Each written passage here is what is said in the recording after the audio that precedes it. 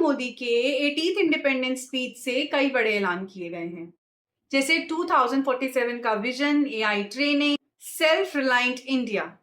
Red fort से PM ने भारत को संबोधित किया और उसमें इंडिया के अचीवमेंट्स के साथ साथ इंडिया के फ्यूचर का एक बहुत बड़ा विजन सामने रखा, to make India developed till 2047, जिसे उन्होंने विकसित भारत 2047 का नाम भी दिया।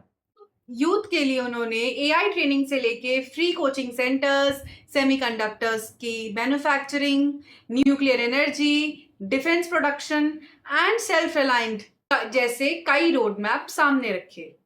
चलिए इसको एक एक करके समझते हैं। पॉइंट नंबर 1, विकसित भारत 2047। पीएम मोदी ने कहा कि 2047 तक इंडिया एक डेवलप्ड नेशन बने, ये खाली सरकार का नहीं, पूरे देश का कलेक्टिव मिशन होना चाहिए। उन्होंने सपने देखने, एम्बिशंस को बड़ा बनाने, देश में काम करने के तरीके को बदलाव के लिए भी बहुत जोर दिया। यानी फोकस सिर्फ इकोनॉमिक ग्रोथ पर नहीं, बल्कि manufacturing, technology, infrastructure, energy and human capital, इन सभी सेक्टर्स में भारत को मजबूत बनाने को कहा। Point number 2, Saptadhara means 7 streams of development to make India grow in different strategic sectors, from manufacture to agriculture, technology, infrastructure, energy, defense, and India's global strength. That will shape up India not only as a market, but producer, innovator, and a global leader. Also, point number three, youth. Provide AI training to 1 crore youth. आज जब AI दुनिया का economy कर jobs का तरीका बदल रही है, ऐसे समय में सरकार का फोकस यूथ को एआई स्किल्स में अपग्रेड करने का और उससे जोड़ने का है। दैट मीन्स आगे सिर्फ traditional education will not be enough.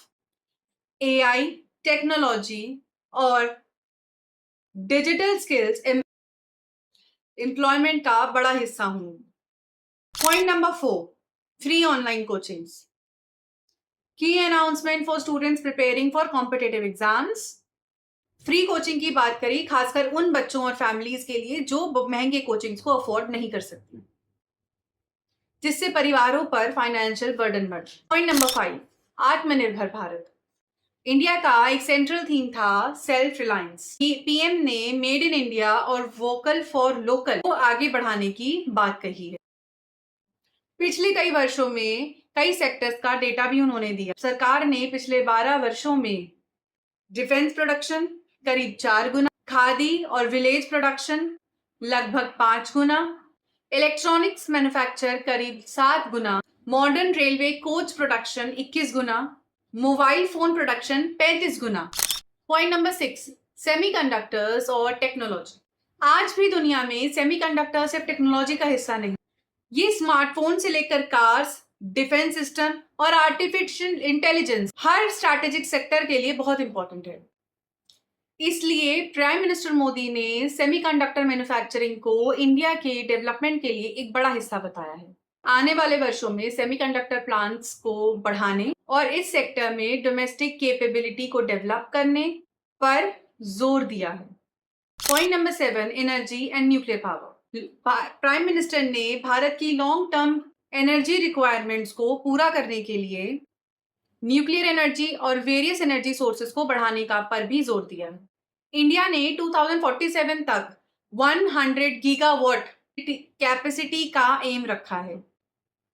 इसका लक्ष्य सिर्फ ज्यादा बिजली पैदा करना नहीं, एनर्जी सिक्योरिटी का कनेक्शन इंडिया की इकोनॉमिक सिक्योरिटी से है, क्योंकि अगर इंडस्ट्री और इंफ्रास्ट्रक्चर को तेजी से बढ़ाना है तो रिलायबल और अफोर्डेबल एनर्जी की भी उतनी ही जरूरत पड़ेगी। Number 8, national security and self reliant defence.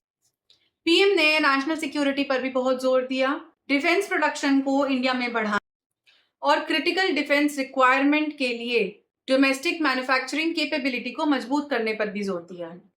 यानी फ्यूचर इंडिया का विजन सिर्फ आर्थिक तौर पर देश को मजबूत बनाना नहीं है, बल्कि एक ऐसा देश बनाने में है जो देश अपनी नेशनल सिक्योरिटी, टेक्नोलॉजी और स्ट्रैटेजिक रिक्वायरमेंट में आत्मनिर्भर हो। Point number 9, Naxalism and national unity. National security के कॉन्टेक्स्ट में नक्सलिज्म का भी टॉपिक उठा। पीएम ने आर्म्ड नक्सलिज्म के खिलाफ सरकार की कार्यवाही के बारे में बताया। दिमागी नक्सल जैसे शब्दों का इस्तेमाल करते हुए आइडियोलॉजिकल एक्सट्रीमिज्म के खिलाफ भी वार्निंग दी।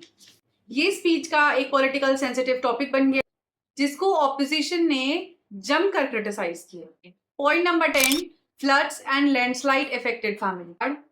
और उन्होंने बाढ़ और लैंडस्लाइड से अफेक्टेड फैमिलीज के लिए संवेदनाएं व्यक्त की और सहायता का भरोसा भी दिलाया है।